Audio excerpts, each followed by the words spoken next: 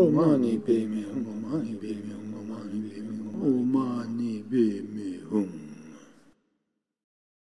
The dark nights of the soul. When people are working on their spiritual growth, confusing and sometimes obstructive factors will arise which might block further progress and may cause a spiritual crisis. Methods to help antidote dark nights of the soul have been gathered over the centuries by meditation masters in many contemplative traditions, including all lineages of Buddhism, Christian mysticism, and the Western mystery schools, among others.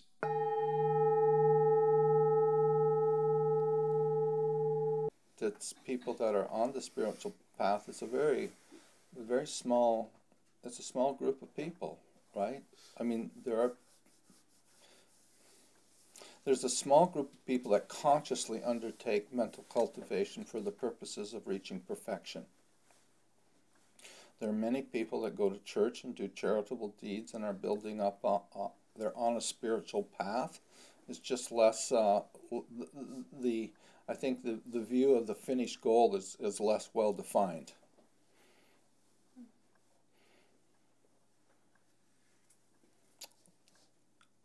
And on that path, we'll be talking about that today. We're going to be, we mentioned Monday, this 2 days, Monday and today, are about what happens to an individual when they begin to do these spiritual practices that are working toward perfection. The different traditions say I think the Christian, certainly the Catholic Church, uses the word perfection. The goal is perfection. And their goal is stated as being a unity with God. And the path that they describe, that they go through, what happens to a person if they're in a Catholic tradition. Say, the two well-known examples are Saint Teresa of Avila and Saint John of the Cross. Both friends with each other, both living in Spain in the 1600s, 1660s, 1650s. Both of them had written accounts of what occurs to them, what had occurred to them on the spiritual path. One of them called The Interior Castle. Highly recommended if you have anything to do with Christianity. That would be an excellent document to read. And Saint John of the Cross did a lot of writing. He was very scholastic, very articulate, very, very masterful at putting his understanding into words, although the words are many and quite poetic, not so clear and sharp like Teresa's. But he wrote I think the book is called The Ascent of Mount Carmel, and there's a chapter in there, famous chapter called The Dark Night of the Soul. Both the teachings of Teresa of Avila, The Interior Castle, and Saint John work, The Black Night of the Soul, are talking about the same things that we'll be talking about tonight in a document that's called the Vipassana Kamatan Progress Insight Manual. And it lists by number. It's a very refined document. It's been super stylized over the centuries, so it isn't so personal like St. Teresa's. But it is very accurate. And it is actually a manual that goes along with a very specific type of practice. So the beginning stages of the Buddhist document are the emphasis is a little bit different than the Saint John or Teresa of Avila.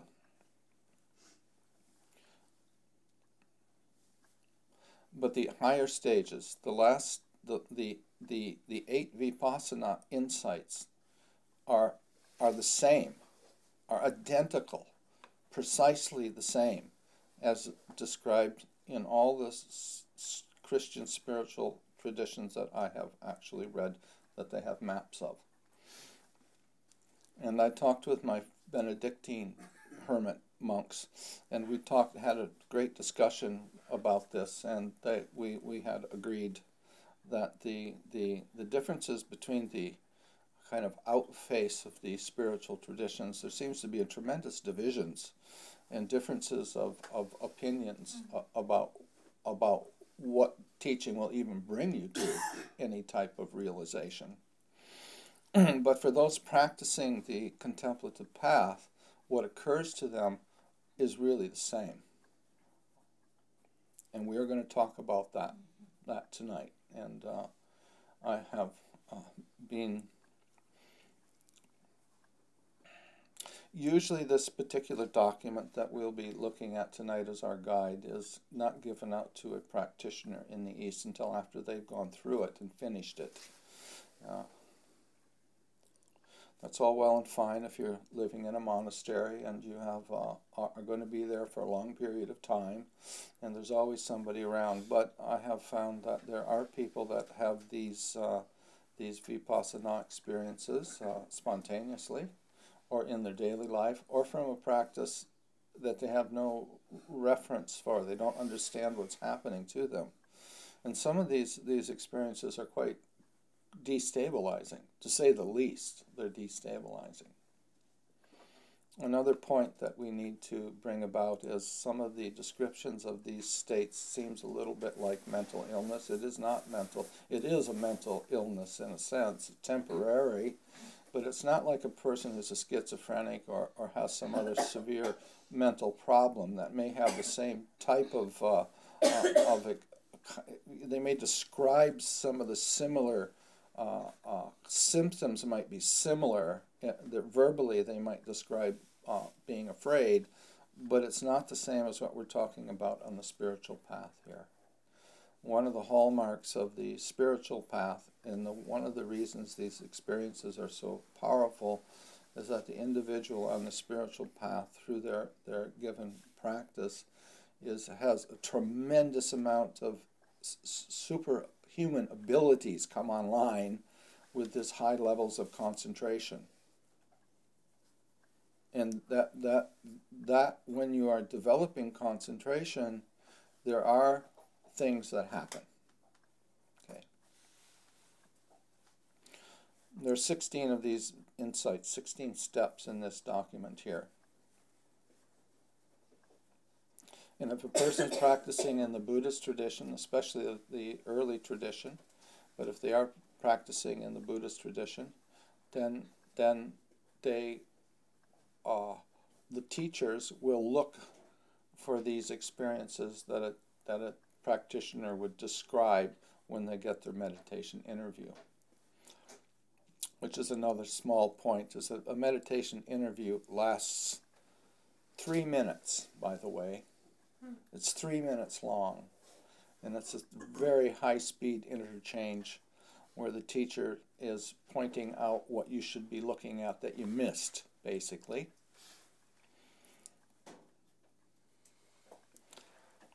And we're referring here now, this is called insight experiences. These are not samatha or calming experiences. These are insight experiences.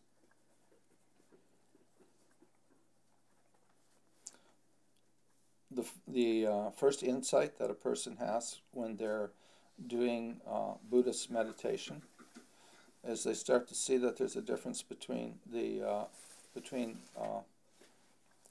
mind and material objects. They start to see that there's actually a difference between the weight that's on your butt sitting in the floor on the chair and what recognizes that weight. There's a beginning to sort out the difference between consciousness and what its object is. And that's the first vipassana insight.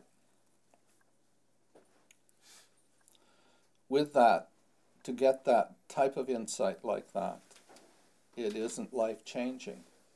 It's more an It's not a deep insight, it's not a changing insight, but it is an important understanding when you're doing your quiet contemplative work, to notice that there's a difference between material and what recognizes material. There's a toothache, there's something that recognizes it. The second insight that a person has, and we look very closely for this one here, because this second insight is different. It's much more dynamic. Concentration that's moving instead of stationary. And what is noticed is that there's cause and effect. You start to notice what we call intention. Before you do anything, before the body is moved, before you decide to eat, before you're going to get dressed or go to the movie, there's an intention. There's an intention to do something before you do something. It's a very important insight to have, because if you actually can catch the intention, you can maybe choose not to do something or do something. Okay? And accompanied with that quick mental intention, there's quite often a movement of energy into the body before the intention of the thought is formed in the mind, and then there's a movement. Sometimes it's what we call a call of nature. You might have to urinate, and then you say, laying in bed, you have to get. Well, you don't want to get up, but then all of a sudden there's the bladder says we need to get up, and then you make a decision. You see it happening. You say, aha, I'm going to get up now and go downstairs. So you start to see that happening regularly in your practice with anything you do. In other words, if you're doing lifting, moving, and placing of the feet, there's an intention in each phase of that movement. And everything you do, there has to be a mental command, a mental intention, a mental, yes, it's mental first. You start to see it. It can happen very rapidly, where most people don't actually see that happening all the time. They might have to see it happening sometimes, but it's not a regular occurrence. And there's quite high concentration at this stage. Okay, I'll go to the third one, and then we'll cover the things that happen in the first three vipassana. These are actually called, these are not vipassana insights, these first three. These are regular insights. Vipassana doesn't start until the fourth insight. And then there are 8 vipassana insights that follow. But so the third insight, the third regular insight, is the insight into impermanence, unsatisfactoriness, and no self, no fixed, unchanging identity, no control over the universe. Can't control your lifespan, your hair growing, your toothaches, your hunger, your relationships, your bank account. You can, but it's not complete. But when you're sitting still, what is arising in the mind is very noticeable that it comes and goes away. There was just a noise back there. And you didn't make a choice to listen to it. It struck your ear, it lasted, and now it's gone. You start to see these qualities of impermanence become very, very clear. And that because they are like impermanent, there is a quality of not satisfactoriness to them, suffering. And also there's quite a few body pains at this stage, hips, back. Things hurt. So there is suffering. And you start to realize that it is a quality of ordinary life circumstances that masks body pain by continual movement.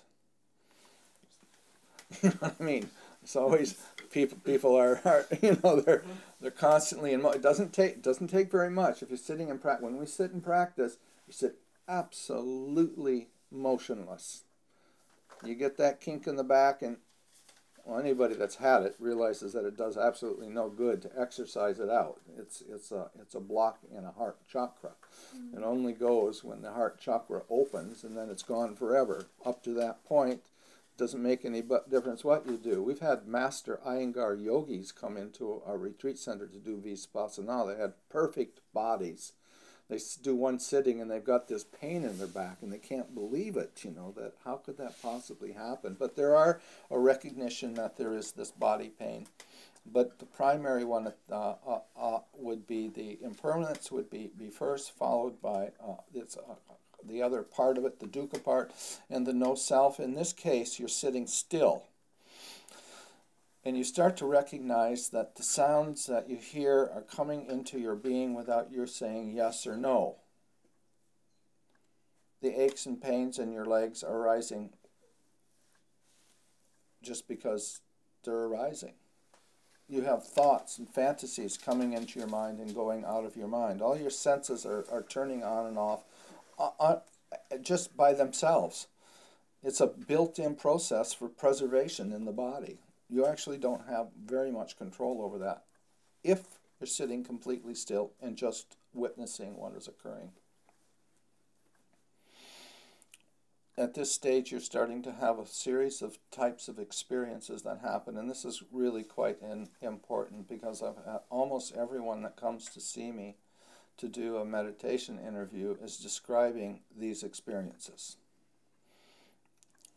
You can expect these experiences. Anytime you do spiritual work that requires development of concentration, there's going to be some very standard experiences that happen, or groups of experiences which may happen to you in lesser or stronger form, but we'll divide them into two categories, nimitta and piti. Okay, nimitta and piti. Let's be physical experiences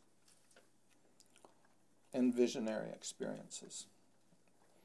And the physical would also be smells and tastes and touches, but the vision is kept separately because many of the signs or hallmarks of progress on the spiritual path come in very strong illuminated visionary forms and just illumination. I looked in vain on the Google Internet because in the monastery we actually had lists of these experiences that were kind of handwritten or typed out and floating around. Couldn't find a thing. Couldn't find really very much information on this. So I'm going to just go through a few which I have had. These are not the Vipassana. These are not Vipassana experiences. These are could happen while you're having Vipassana, but these aren't like the standard kind of what they call Vipassana experiences. These are just experiences that happen when you're practicing any type of samatha meditation or any type of Vipassana meditation. Okay. First of all, there's a series of illuminations that a person might have. A very common one, if the eyes are open, you might see little specks of light going like this. Or if you're doing your walking, you might see the floor start to wave like this. The walls start to move. So everything becomes a little like water almost. It's like moving. And some of the surfaces might start to glow a little bit like that. If your eyes are closed, another one for you'll be sitting there with your eyes closed. Let's say the room is dark. And you'll think somebody has turned the light on in the room, because it'll be like it's illuminated from the back here. It won't be like a super bright light, but it will be as though there was a light turned on behind you. And you'll go to look and there won't be anything there. Okay. And then there's the experiences where you might see like a very kind of a frightening part of the light thing is it'll be like the brightness of like a train light at night. And it'll come from a distance and come really fast right at you. And then kind of you'll start like this, a bit like that. And the more higher levels of this, the more intense levels of the illumination, your body will light up inside. You'll see all the organs inside the body. Your bones, everything will be lit up. You'll be able to see through the walls, okay, through the walls, outside, maybe half a mile away. See people, see inside their bodies, it'll be like X-ray vision wherever you look. That's a higher form of it. Incredible illumination of the, almost like the mind is almost lit up. And it sometimes can be in different colors. It can be sheets of blue light or green light or silver lights and that. But it's very oh,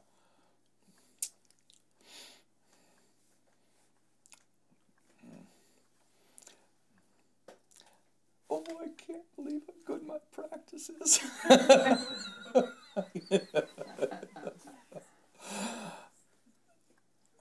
Invariably there'll be some attachment. And hence that is kind of stops it from progressing. It doesn't stop the light. I mean, okay, that's it. You can have many visions happening. If you're a Christian, you're going to have visions of Christ. Maybe all the stations. Just going to go through it. You'll relive it. You'll relive passages from the Bible. Be like you're right there, right in it. Be very clear. Okay. You might even see God. I saw God. Cool.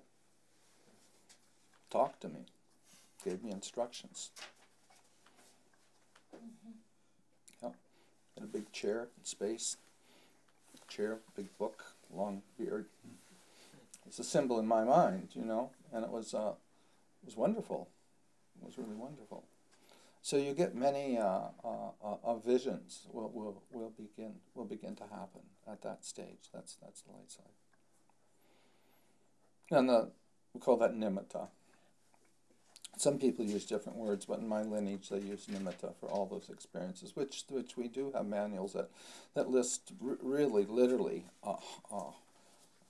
20, 30 different experiences that have to do with illumination that are quite strong, that you should be aware of, that are signs. There are signs that are indicating that you're making progress on the path.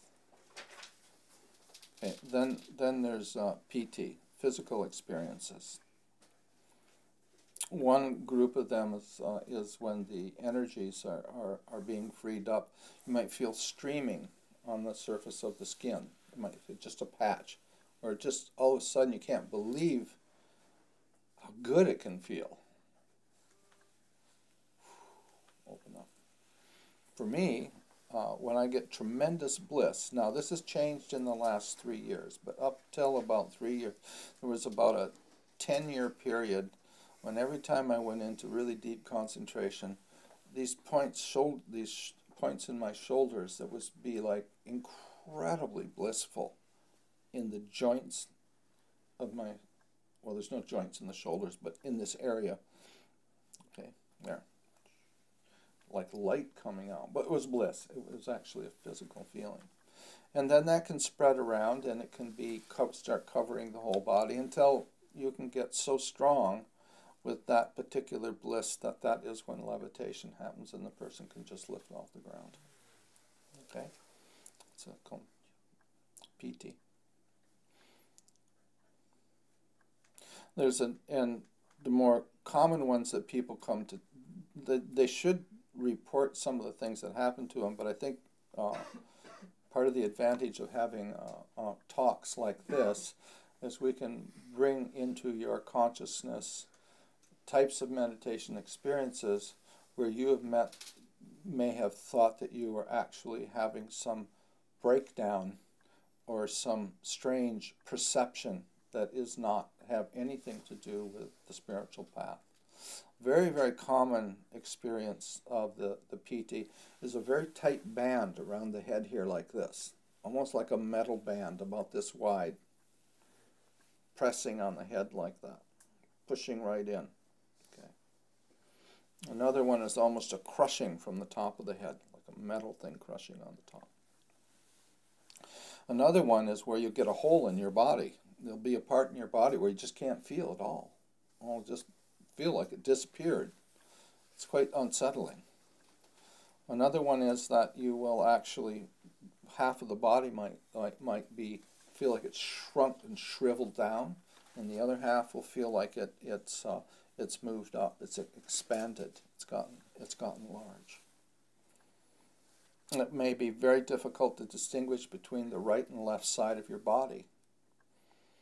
When you're being aware of the rising and falling of the abdomen or in and out breathing, you may not be able to tell where your abdomen is. It might seem like it's above your head. You get totally disorientated with the shapes of the body. Another kind of few that I've had several of, was where it feels like somebody just come in and rammed an ice pick in your back.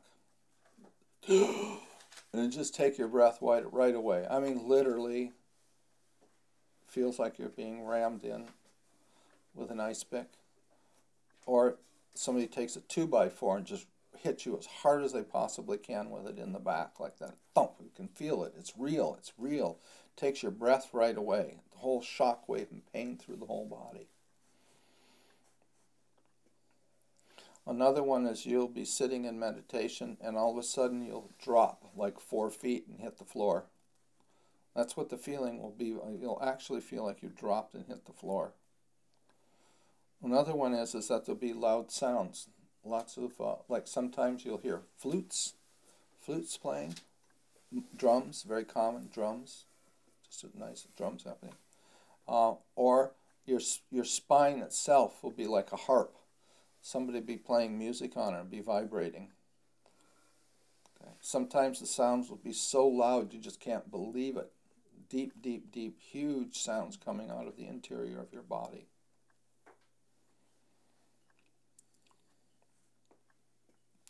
Those are not vipassana experiences. Those are just minor experiences of signs of concentration.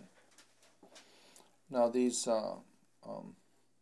deities that we have been practicing with, these visualizations that we have been giving out to people, are built from those visions, because those visions indicate a certain level of understanding and repercussions from the outcomes, the residue of something that's indicating that you are making progress on the path and that you have good concentration.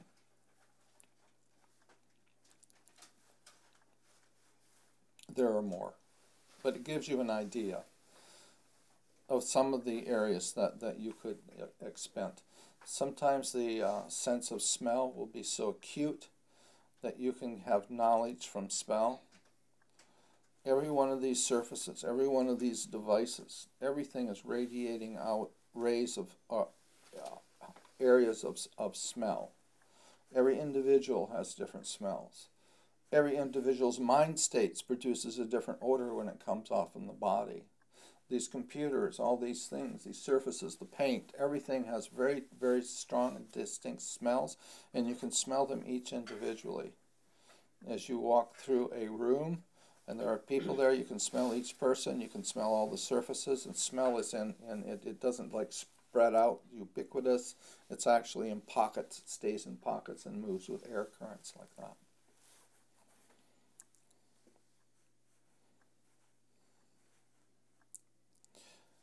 Hearing can also be hearing from great distances away. Great distance away. Very sensitive hearing can be developed.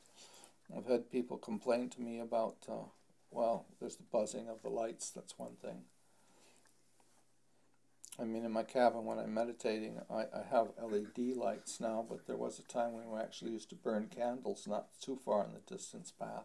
It used to drive me crazy, the sound of a candle burning. Right?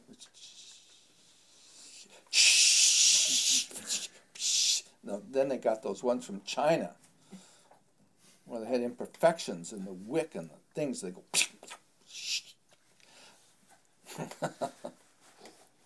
So you become very, very sensitive, and you have these unusual experiences that can happen.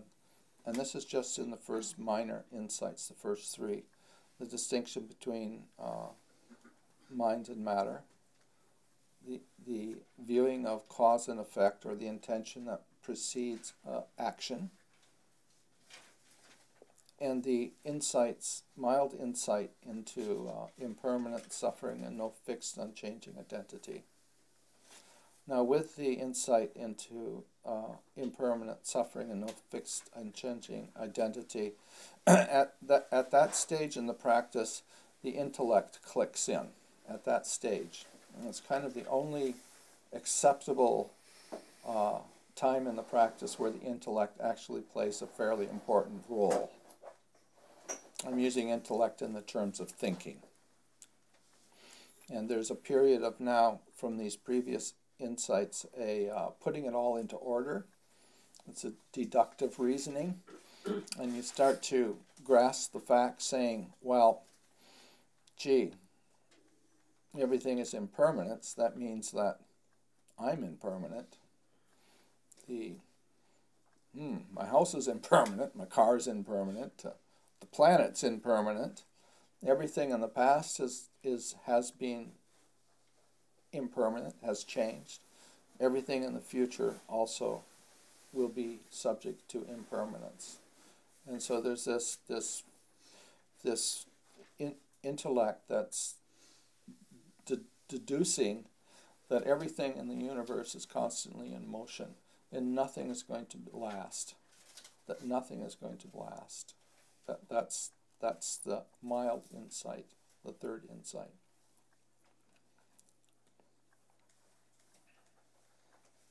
Any questions anybody have so far?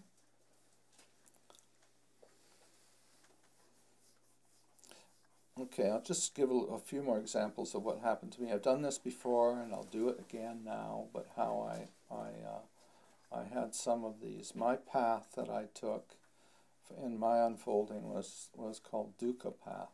It was through suffering. And with that, there's a lot of concentration, and there is also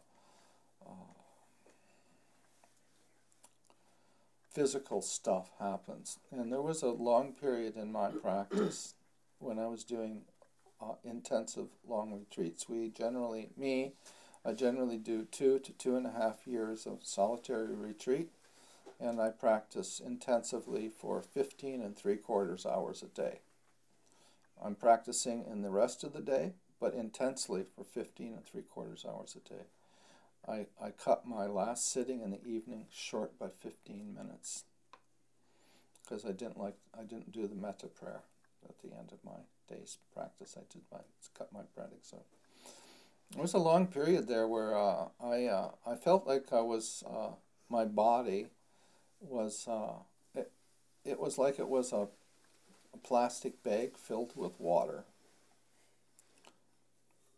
which was filled the water with broken glass, sharp broken glass, and that there was an electrical current being put through the body at the same time. And the amount of pain was, I think, right at the level of passing out, even a few times passing out, that I had to stay with it and not let the mind wander and be in the body in this absolutely incredible. What had happened is that the muscles were tightening up in like Charlie horsing through the body, sitting there like that. I broke all the veins in my chest. It was just blue with broken veins in the chest from the tension. And the whole body broke out in oozing pus coming out of the body, the whole body like that. And I had to endure that for almost 10 months on a daily basis like that. Now, that is, my whole life is an example in extremes, and that's just another one of them. I don't want you to be discouraged, but I also want you to know that there are very unsettling and discouraging experiences that may happen that you need to continue to practice in a very diligent and orderly way in order to move through that and move out on the other side. Okay. The good part of that is there was a resolution experience after about 10 months of that, where I hear this screeching from a distance, this massive feeling like you were dragging a train sideways down the street, that kind of. And I couldn't believe how loud it was, and then I started to, the heat started to build up on as though there were electric heaters pointed at the body from on top and below, and from the front and the back and the left and the right. And as the screeching got louder, I realized that it was I was in an iron box with red hot walls that was starting to compress. And it literally, I think you could really begin to understand mental illness and how people experience visions and real things when you had these types of meditation experiences. That it closed in, it crushed me out of existence. Just crushed down like that. The experience was death, crushed out of existence, disappearing. Well, the good part of it was that I haven't had any pain in the body since. Okay, it's pretty much gone, but before then it was horrible, and then after then it was gone. So there are these resolution experiences like that do happen. This was before Vipassana insight. This is just the preparation, kind of building up concentration. Some of them will be seeping over. Now, with intellectual documents, everything is very orderly, right? Just step 1, step 2, step 3, step 4, step 5. But it leaks through back and forth, and it does happen that way. It's very order. Yes, it's absolutely. It's very orderly. But you might go back down and come through. It isn't like sequentially that you're moving through. You can move back and forth. But they're very distinct realizations. The outcome from the concentration and these realizations create upheavals in the physical body and in the mind. That's what we're trying to say. There are changes that occur with these types of viewing, beginning to see the world in a different way than most people see it. I mean, I'm sure people believe in impermanence. Anybody who buys a car here knows that it's going to wear out in 10 years or whatever it is. It's painful to watch the rust form on your brand new car. Okay. Now we're going to go into start with the Vipassana experiences. And this is the fourth? This is the fourth in the series of 16 steps, and it's the first Vipassana experience. Now, Vipassana has a specific meaning in the Buddhist tradition. It means an experience of impermanent suffering and no fixed unchanging identity that's so strong that it affects a significant change in the individual. It makes a change in the individual. The insight that they have makes a really strong change in the individual. For this life anyway. But there is only one as far as we know, so it's a good one. So the first one, and the most significant, the most beatific, and the highest experience you'll ever have in your life on the spiritual path will be the first Vipassana insight. And it's called A and P. Well, Daniel Ingram uses the word A and P. It's called arising and passing away. The arising and passing away. At this stage, you've developed a higher degree of concentration, second level Vipassana concentration. And because of that, you will be, I would say, pretty much think that you're enlightened. And be very, very few people that actually think that there's anyone who ever has had an experience bigger than this, including their own teacher. There are 10 things that happen. These are very important abilities, by the way. These 10, they're called the upakalesas. They're called upakalesa, higher defilements, not those ordinary ones we just talked about, but these are higher defilements. Illumination is the first one. Now, it might be illumination that isn't so dramatic. Some people only have what we call a small illumination experience. But for most of the people that I know at this point, the illumination experience it's more like in the earlier stages of illumination, it was like you were looking at lights. And in this stage of illumination, you become the light. The mind is lit up. Everything is flowing. It's just flowing illumination, and accompanied with it is a tremendous. While the knowledge level is really, really high, they start to see anything they look into. They understand. They understand mechanics. They understand the Dharma. Any teachings they've read really, really become super, super clear to them. Incredible ability to have. It's called a defilement. These are defilements. Are defilements to progress. Faith. Well, you really understand now what the teaching is about. You have tremendous faith. In the Christian tradition, it would be called, you had an experience of God. Obviously, the illumination is God, and the knowledge, the understanding of that what prayer is like, the faith in the tradition. And it is pretty much understood that any practitioner that is practicing and has this experience in whatever tradition they're in, they generally don't leave that tradition. This convinces them. This is called mini satapana, or mini enlightenment, this experience here.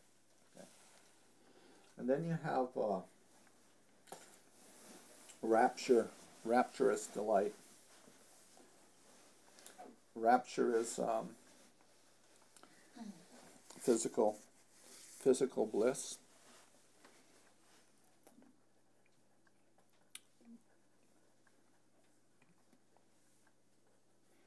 Very high physical bliss.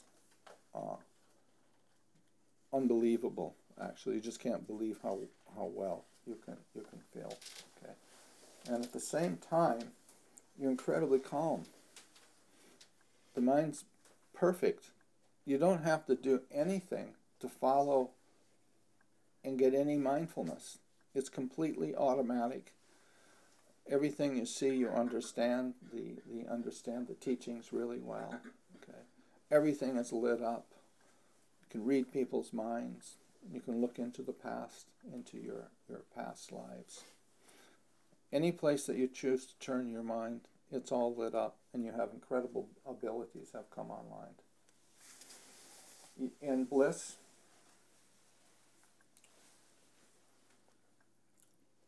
in the body, that's close to rapture. Your energy levels are perfect. You won't have to sleep. If you do sleep, you'll sleep in illumination. You will be lit up inside of your body. It will be lit up outside of your body. You will be able to see in the dark with no problem at all. You'll be able to see with your eyes closed and your eyes open. Okay.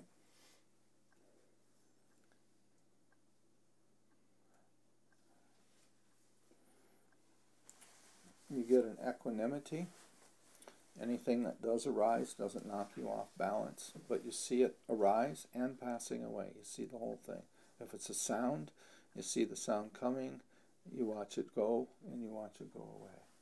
All the senses are turning on and off. You can see them distinctly, and only one sense operates at one time. And they switch back and forth very rapidly. That gives you, ordinary person, a sense of continuity and that everything is working at once. But now you can see them working individually. You can see in absolute minute detail. Okay?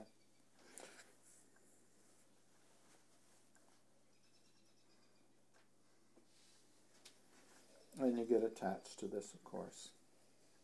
And you also get assurance that you are on the right path, and that's part of this not switching over. If you were to have this in a Christian tradition, like is described by Saint Teresa in her experiences, it's very clear there. You would say that it was God's presence, right? That's the experience. Whoever teacher you're with at the time when you get this, you generally stay with that teacher also, because it's that powerful experience. So all of these 10 are actually considered imperfections of insights. They're imperfections of insights. And like when I had this thing with the mindfulness and these special abilities, like peering into and seeing things, I was in nature and I started writing haikus, page after page after page of them. Everything fit together. It made sense. They were beautiful haikus, the poetry. So. Now, the reason that these are considered imperfections is because generally what happens with a person at this time in their practice is they actually stop practicing. They will believe they are enlightened. It is all the characteristics of a perfected being, and it's you are in a sense temporarily an enlightened being. With the small exception is that you're very proud of yourself for doing this, and that you feel that you have achieved the highest potential, and you believe that you and only you have had this great deep insight, and that you have reached full enlightenment finally. I have done it. I have done it. I. And you get quite filled with yourself. And that's why these experiences that come all at once in a bundle at this point are considered upakalesis. In themselves, they're very important assets to have online on the spiritual path, obviously. But because you are attached to them, because you are actually have pride, and you actually generally stop practicing and actually even listen to your teacher, because you would definitely think that you've either equaled or surpassed that teacher, depending on who the teacher is. It's very difficult for the teacher at that point to even talk to the student, because they are really full of themselves, okay? They can suggest that they should continue practicing, but it seems you're just swept up. You really are swept up in that, in that state like that. Now that can be, might be a little bit milder that I have experienced, but all 10 of those will most likely come up to some degree. And in some people, they come up for long periods of time. And they last for either, they could be quite short in duration, this experience could be quite short. It might only last, like, say, a half hour or an hour. Like for me, the first few times that it happened was, I had no idea what was happening. No one had told me anything about it. I just thought it was cool. You know what I mean? And just kept practicing.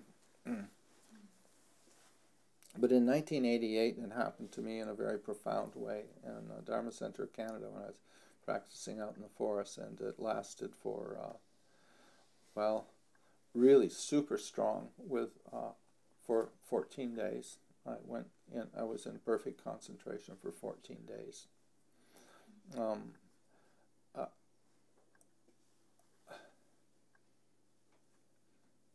It was pretty nice to have that, and of course I knew I was enlightened. I was sure of it until the next stage of vipassana insight, which is we'll get the words that they use here. Get rid of that. Now, different translators have used different words. It's slightly different translations of this from the ancient languages of Pali into modern languages. I'm just going to take a, no, we don't want that one. I'll try this one here. Okay, we'll use this one here. I'll go through the 8, just the words of them. Knowledge of rise and fall, which we were just talking about, because you're watching everything. It's perfect mindfulness, rising and passing away.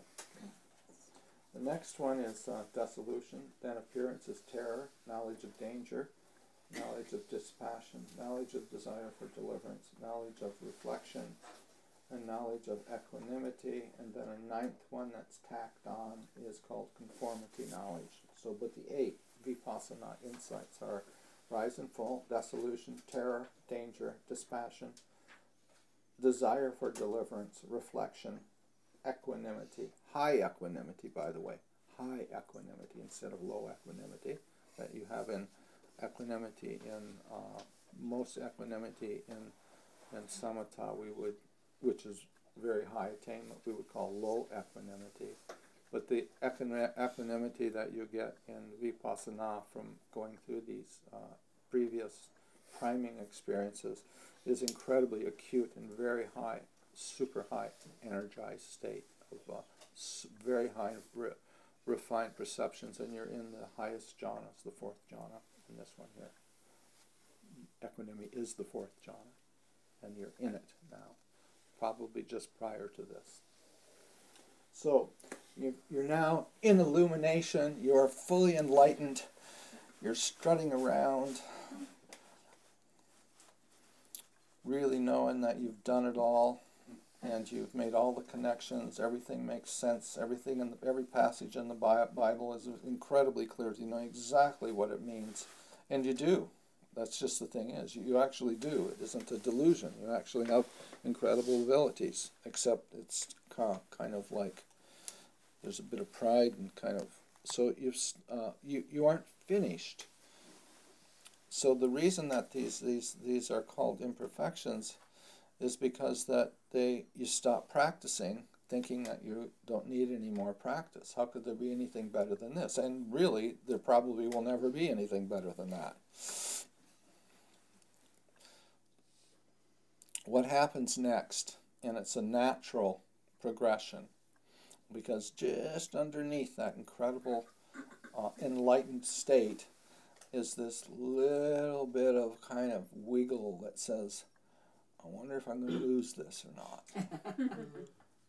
And it just starts to break up, and this is the stage that Teresa of Avila, Saint Teresa, talks about as the being raised to heaven in God's presence, unity of God, and then crashing to earth. And this is the next experience. This is what really drops people. It's called dissolution. Okay. It's called Banganyana. Banganyana. Okay. Dissolution. And what happens at this stage is very, very, very interesting. Just prior to this, your concentration was near perfect. Illumination, knowledge, faith, bliss, energy levels were all topped up as good as you could possibly get with no effort on your part whatsoever. And now you crash to earth. And what happens is that the mind shifts. It can no longer follow rise and pass away. It can only see passing away. It can only see passings away. It can't see the beginnings of things. You get very, very confused. It's hard to even walk. Can't tell the difference between the right and left foot. There's no way you can follow where you were watching the rising fall of the abdomen, or the lifting and moving and placing of the foot, or the in and out breathing. Now you can't stay with it at all. It's just absolutely 100% impossible. your whole practice and everything that you can do, you have no concentration at all. Well, you could see where this might be a bit discouraging for a person that hasn't some foreknowledge of what's going to happen, right? Like I never did when I went through these the first times, but I just kept going. But no one told me about these things. I know them now. And this brings up another important point with Vipassana experiences, is that we have what we call now, we're in the 5th of the 16 steps, but the second, what we call full Vipassana insight. Instead of an insight, this is a Vipassana insight. And it's the 5th insight. But if you aren't primed for this in some way, or maybe even if you are primed in it, you probably won't believe that this is actually, they're so strong that I think even if you actually read the book, you wouldn't know, you couldn't believe that this was actually the same as what the words were saying. Well, this is an emotional experience, it's not a word experience, right? It's a total experience. For me, having gone through these at a very young age, and having no, when I was done, there was no real instructions. It was never given. You just do the practice, do the practice, do the practice, do the practice. Keep doing the practice. That's all I'd say every day. Concentrate on the rising and the yip na, pan na, and lifting, moving, and placing, and just keep practicing. Just keep practicing. Just keep practicing. Just keep every day. That's all I would say. No lectures, no talks, no dharma. Practice, keep practice.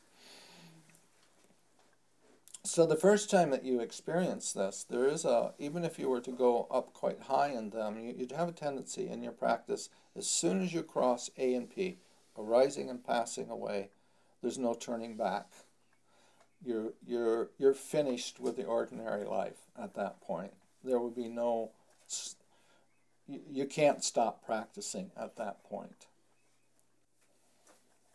But if you've had these experiences and don't quite understand what's happening, you can't quite see the order in them, it's not clear, they're like different, that's called like having a Vipassana experience, but you haven't as yet got the knowledge of what that experience is. You can't see it clearly, like you don't see the pride in the rising and falling away. You've had the experience, but it isn't until you have the knowledge of the rising and passing away that you understand that this is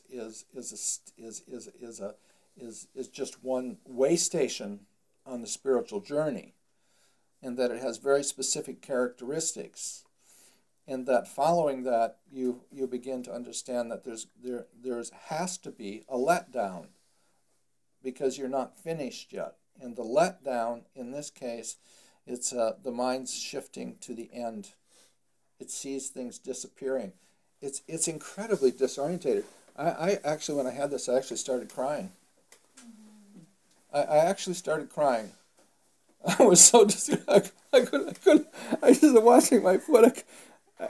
I couldn't follow a simple lifting of my foot and a placing and a dropping. I was just behind. After it was done, I was lifting, and I would already have moved it forward. It was like I was behind on everything. I couldn't keep up with anything. It was just totally, like, it seems funny, but how you felt emotionally in the body was just like, it's like you're being ripped apart emotionally. It's not so much physical pain like ice picks, but you emotionally, it was just like I just started crying. It was so discouraging because I'd been doing so well. Okay.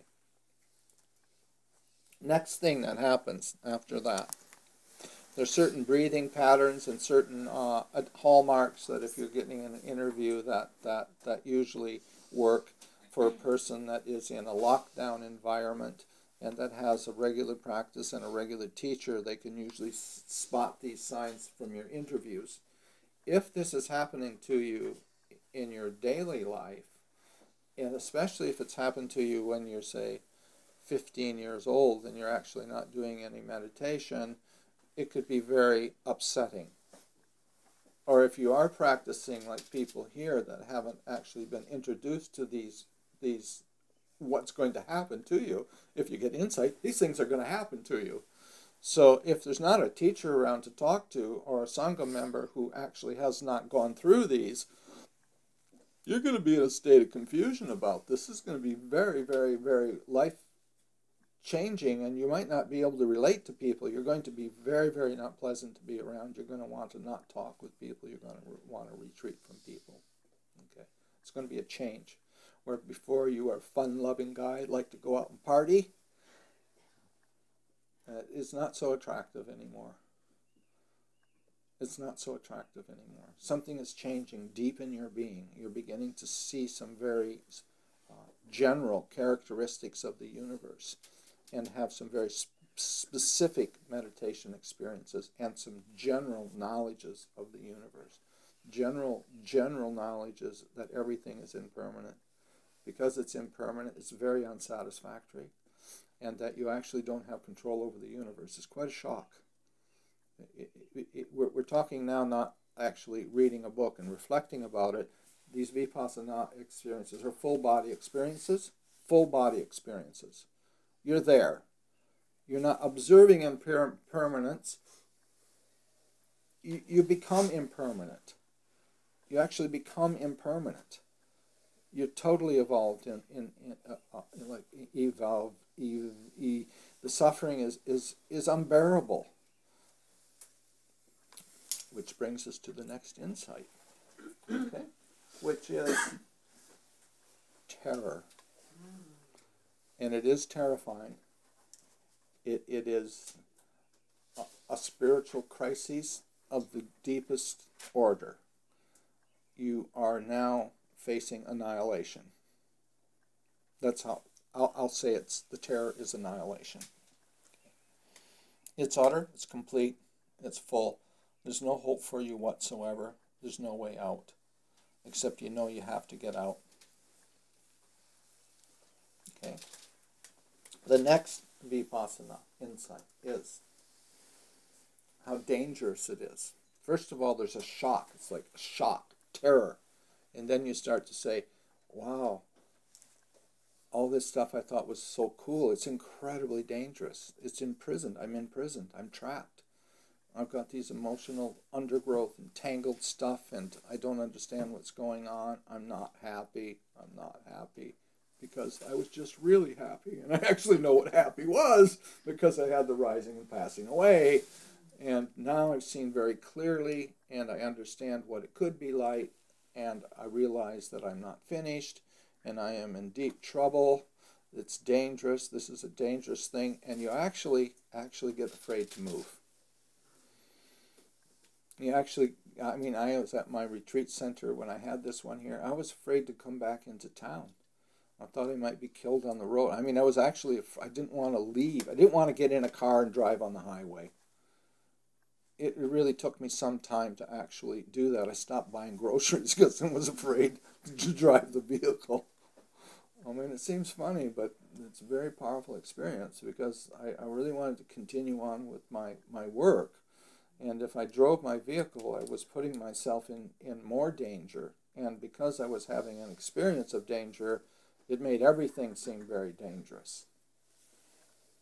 Say nothing for my bear friend who, when I'm looking at doing my practice, looking straight ahead out the window, and I got this bear that pops up. Oh. Their ears pop up and they... Is that a grizzly? It is what we call a brown bear, which you would call a grizzly. Okay.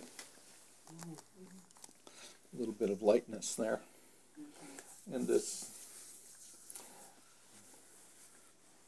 And then there's a knowledge of dispassion. There's a beginning of an understanding. You've gone through these things, and there's a growth. There's actually a really big growth at this point here.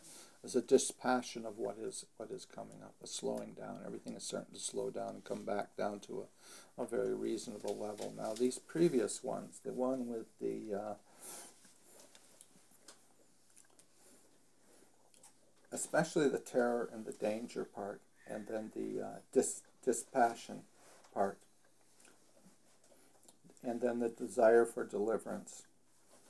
And then the seventh is the reflection, the knowledge, a reflection, reflection of what has just happened to you.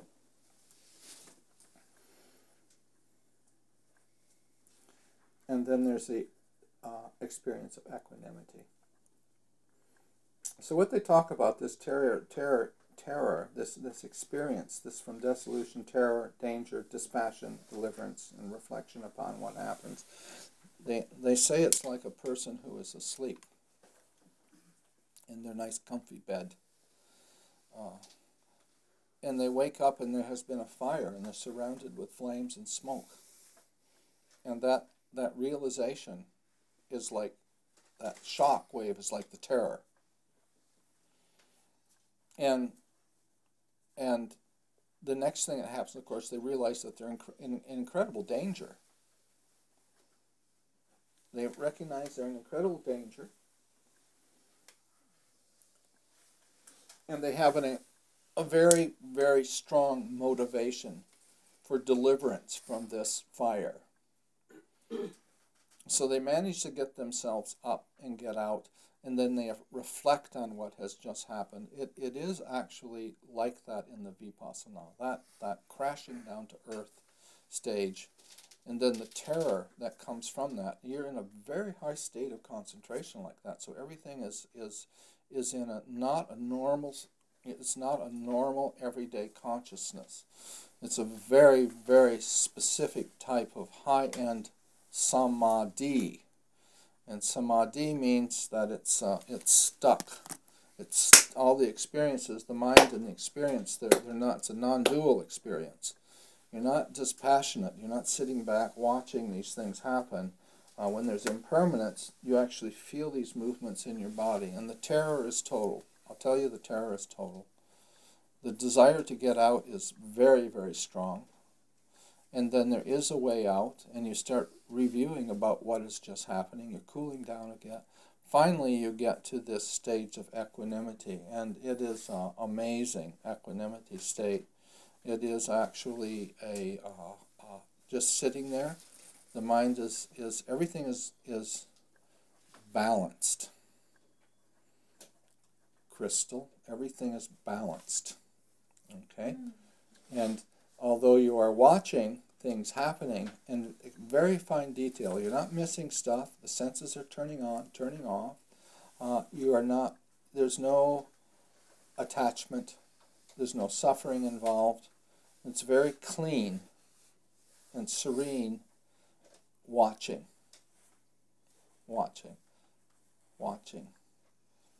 And then there is an adjustment at that next stage. There's a little called conformity, anuloma, I believe in Pali it's called. There is a conformity experience where the being has finally gone through these experiences, usually up and down many times, not quite understanding what's happening, and then all of a sudden the stages, the different things become more clear.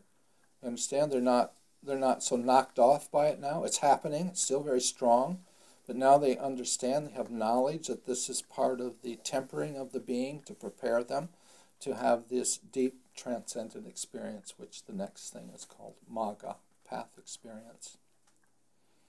And then immediately following path experience, which most people say is a blackout.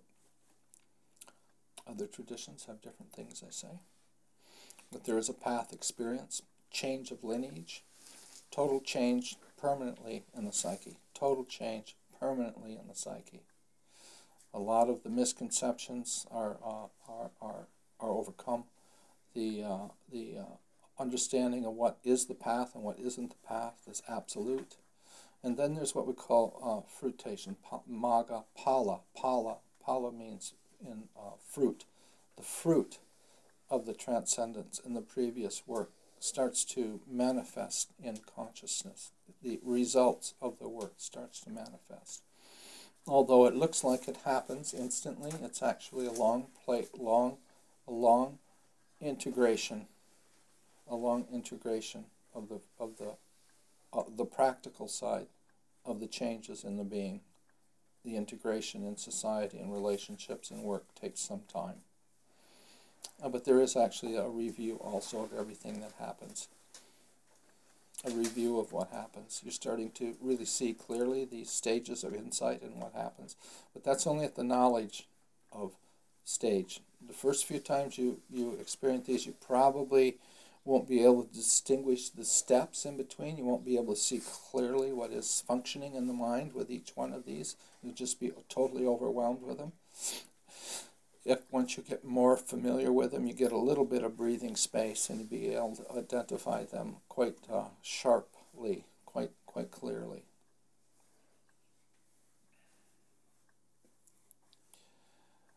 Okay.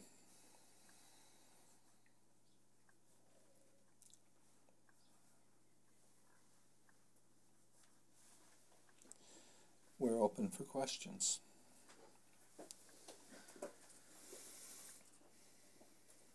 Oh, come on. Kema had said once that Yes. That would be called a breakthrough. First breakthrough, would that be called a breakthrough the first time that somebody completes? Well, we have to use very specific language when we're talking this. They say the word maga. That means you're a satapana, the first level of awakening. We have very specific languages. Breakthrough doesn't mean anything to me. I mean, I have no idea what a person's talking about. And this is part of our education as practitioners, is to get like a reasonably common language that we can learn to talk about these experiences without having to kind of intuit and guess what a person's talking about. I don't know what breakthrough. I have no idea. Having Kema actually having been a friend of mine, I still don't know what he means by breakthrough because I never talked to him about that particular word and what he meant by that. Yeah, it seems to be used a fair bit, probably to refer to this satapana experience. Well, they should use the word satapana then, and then it's very, very clear, or maga. In the ancient language, it's called maga, path experience. Breakthrough, path would be okay. Satapana would be okay. Path would be a direct English translation of the ancient language of maga, path experience. Even the first insight's a breakthrough. You know, those are all breakthroughs. They're quite significant, actually. Part of what I noticed here is now I've been doing some reading about these other Western teachers. Many of the new or generation of Western teachers, I've had Eastern teachers, but it's been a lot of Western teachers also that possibly haven't had actually a full monastic training, that are developing new language to describe the spiritual path, or even what's more confusing is they're using ancient language terms in a completely different way. Yeah, Kema uses the word dry insight when it's actually called bare insight. Dry is a designation of a person who doesn't have any really visionary experiences or any big experience. Is called a dry type person, opposed to a wet type person that has visions and experiences and that sort of thing. So you really, have to really listen carefully to a person when they're using like a personal language to describe their meditation experiences. So I really don't know what Kema meant by first breakthrough, whether that is actually the first vipassana insight, or whether it's the first minor insight, or whether he's talking about having a satapana experience. And there are 4 levels of these experiences. Satapana, it's called streamlined winner. That's the first awakening.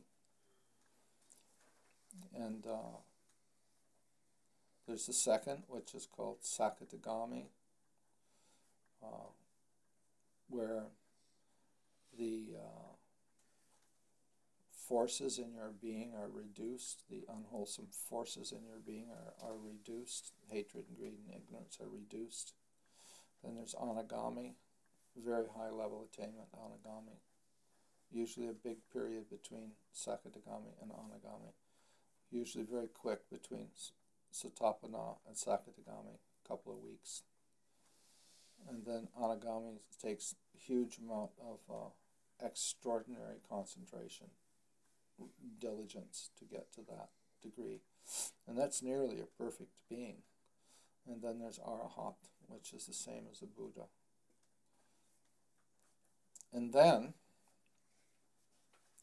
there's arahats with decorations, okay, which is a whole different level of attainment. And you could make that equivalent to the bodhisattva path in the Mahayana, where you have a mahasattva, a great being, that not only is awakened, but actually have incredible psychic abilities and radiances and special powers of reading minds and memorization and penetrating different realms and just a lot of very high-level abilities that an ordinary arahat might not even be identifiable, might not even know who it is, might have no radiance at all, might be totally invisible to an ordinary person. Or even to an awakened person, they might be totally invisible. There's a story in the scriptures about, I think it was Sariputra was complaining that one of these monks said in the morning when he went to visit him, had his walking trail at night in front of his cabin was all crushed bugs on it. And he complained to the Buddha that he was killing bugs. And the Buddha said, well, he is like it is dark. I mean, he is half blind, and he's actually an arahat. You don't have to be concerned about him. He is a perfected being. And Sariputra, who was an arahat himself, couldn't tell that this other being was an arahat. There's quite a few stories in the scriptures like that about these high level attainments that don't have the psychic powers, that just seem like ordinary beings that are basically invisible as far as any, like, there's no light pouring out of their head, or can't walk across water, or whatever people like to think of. Now the thing is that most people are attracted to a teacher for things that really aren't that important, like charisma, maybe even this warmth they feel around it. It has nothing to do with, it might have something to do with awakening, but not necessarily. Those are ordinary physiological abilities to be able to create an atmosphere of safety, or a specialized type of radiance that some beings have available to them. I was fortunate that 5 of my teachers had taught through radiance, mind-to-mind transmission through radiance. I was very, very fortunate to be able to get teachings non-verbally, which is, is something I would love to have the ability to do, but it is beginning to happen a little bit. But compared to what my teachers were like, I was taught a lot of teachings, just direct mind-to-mind transmissions, showing me what a specific wholesome state was like by a direct experience of it. Also teaching me how to do radiance by showing me, well, basically going inside my body and manipulating my chakras, putting them in certain sequences and lighting them up so that I could get an experience of those. That's why I can do Wong Course, because that's part of the Wong Course transmission, by the way, of anybody who actually wants to do Wong Course. Like, my teachers actually gave me the deity. They actually imprinted that vibration on my psychic energy system, so that I was there for a while. And then I would go away and try and reduplicate that. And I'm actually,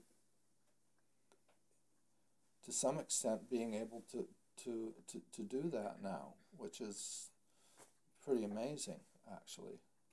And that isn't like an ordinary type of teaching there. It's like Theravadas would laugh at that.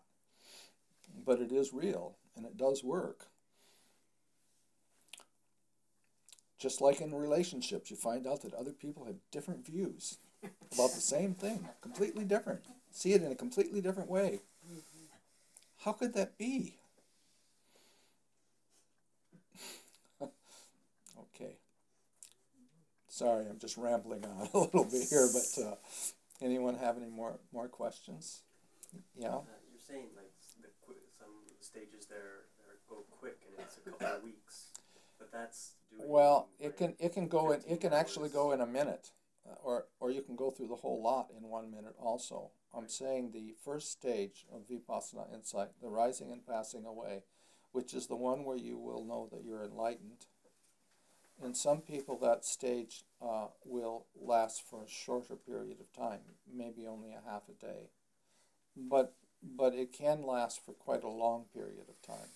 2 or 3 weeks is not uncommon where you're enveloped in that stage. But it will start to disintegrate. If you can stay in your retreat, it will disintegrate.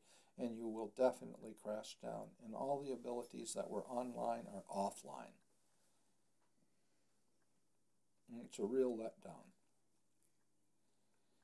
Raised to heaven and crashed to earth.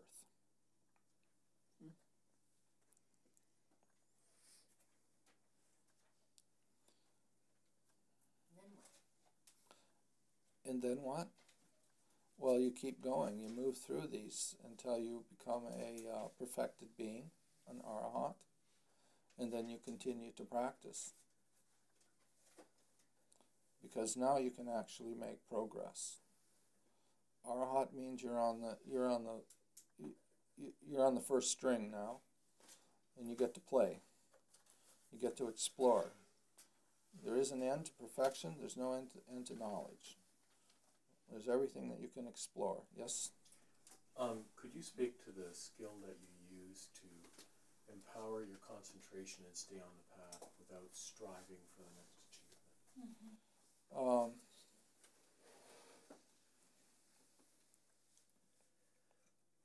Just hang on. Like whatever it is that you're doing. Say it's the anapanasati. For that one, it's just...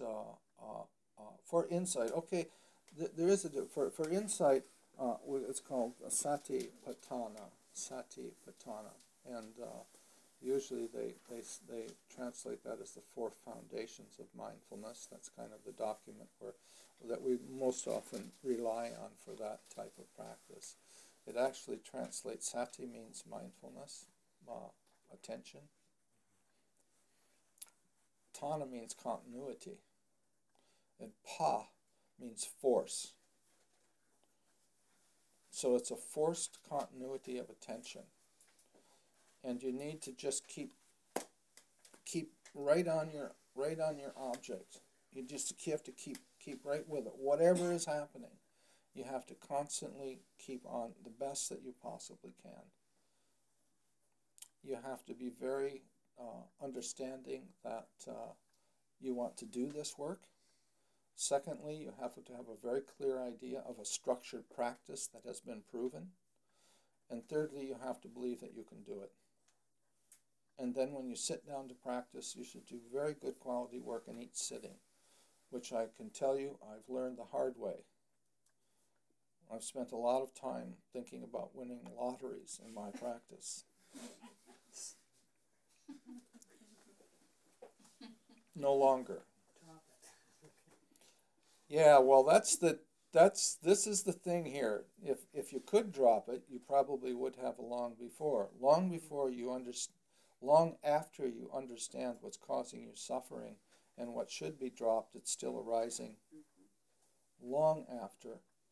And it isn't until these type of experiences, of vipassana experiences, are experienced, and they can only be done with this quite focused, consistent attention that it will carry you through these experiences and you will actually move beyond. You know in your depth that you're doing the right thing. You know in your, even though it's incredibly disorientating and suffering and some wonderful experience, but they won't be the things that will be predominant in your practice. What will be predominant in your practice is that you're not free. That will definitely be there. It'll be there all the time. It'll keep coming back. It's a horrible, horrible thing when you go over a certain level on the path that you need to keep going. But yes, you have to be very, very diligent and careful with your practice. I think I practiced too intensely when I was younger. Well, I was almost mentally ill. I mean, it was so neurotic that, I actually thought that a yogi had to do with, starving yourself and sitting in the woods and practicing for long hours. I didn't realize that it was something different than that. I don't know if I've answered your question or not, but it is to choose a practice, understand it very well, and be very focused on that time that you have set aside to do the practice. Be very careful with your time. Set aside all other activities. Don't be thinking about the telephone. Take care of all the little things first. Be clean and sit down and practice for your 1 hour sitting without moving. And you will make progress. Even in the urban environment, 1 or 2 hours a day is a marvelous way to set up the day and bring it in kind of line with your spiritual unfolding. And in addition to that, the occasional longer treat that you keep adding in. As you get older, you'll get more money. Some of us will get the best income we've ever had on our $680 pension.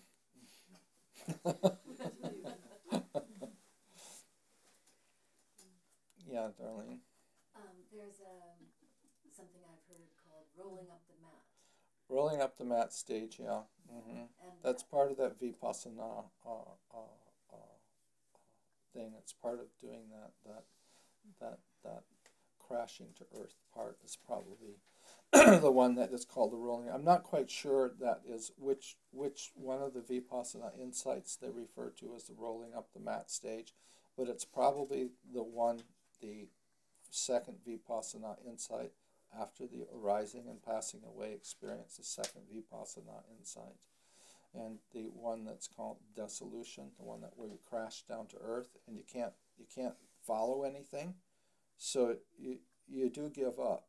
And basically, at that stage, you really do need to be, it's nice to have some people around that kind of encourage you because, like in the monastery, we always had a joke saying, we could always tell the monk that was in the rolling mat stage because they were in our little monk's kitchen rearranging the medicine bottles and scrubbing the floor and cleaning all the bottles and doing everything they possibly could but practice everything they could possibly do.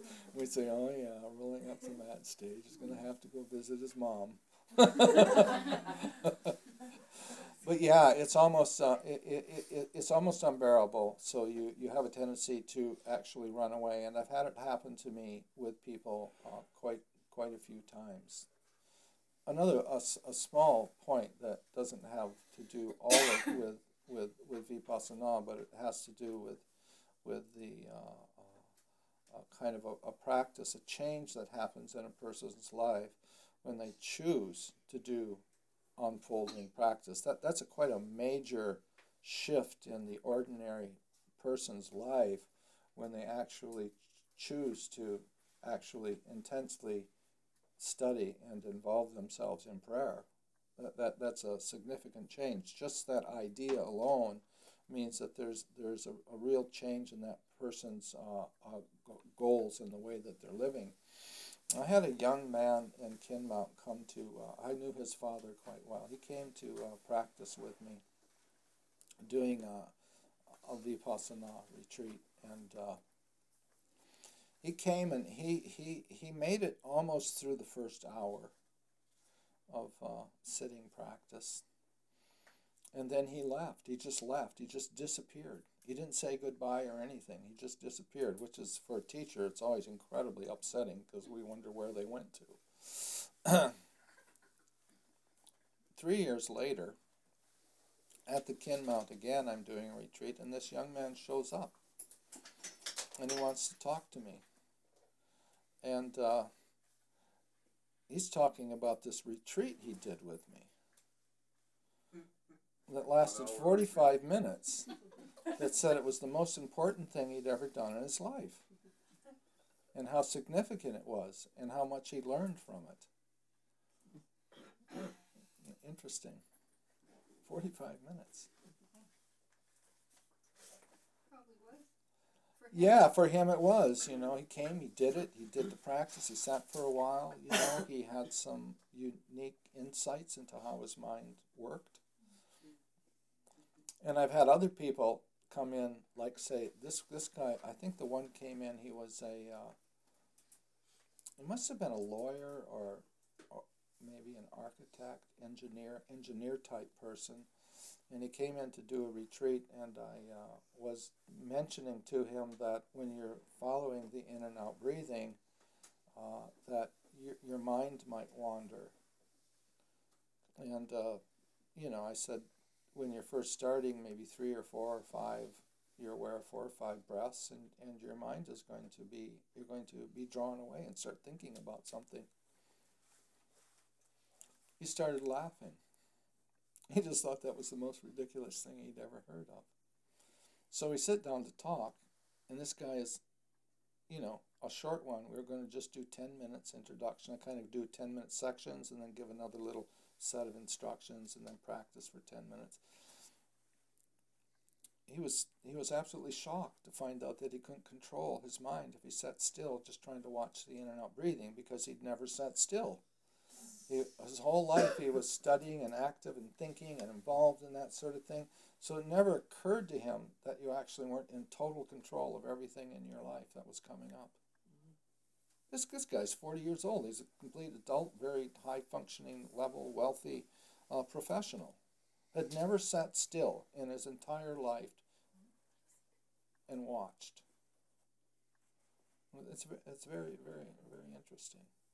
But a structured practice that you pick should be, I would think it would be helpful to, you know, to investigate a few different ones and maybe practice 3 or 4 different types of practices and see which kind of practice actually fits your needs and abilities, which one's actually working for you. As I've been studying cellular respiration, if you want to see, if you really want to have an intellectual study that's actually going to bring you to a state of no self, study cellular respiration through the Khan Academy under human biology, cellular respiration. What human beings have discovered about biology is really amazing, how the cell actually works. To say nothing of the fact that we have 50 trillion of these things, all doing millions and millions and millions of incredibly complicated manufacturing processes every second. It really makes you wonder who is actually in full control of the mental states that arise in your being. So it has been a practice of no self for me, as a reflection of no self for me. It is like left brain. It is highly intellectual, but also I am going into the body. I mean, I sometimes it lights up and I'm watching the things happening. There is with jhana, you can actually go to the atomic level and watch things happening in your body. It's possible to see on the atomic level in jhana if you use it for psychic powers instead of for insight, and then you can get insight from it also. Psychic powers are really cool, by the way. Those internal, those visionary things inside the body are particularly interesting, especially on the atomic levels. Okay, that is it. Oh, money, baby.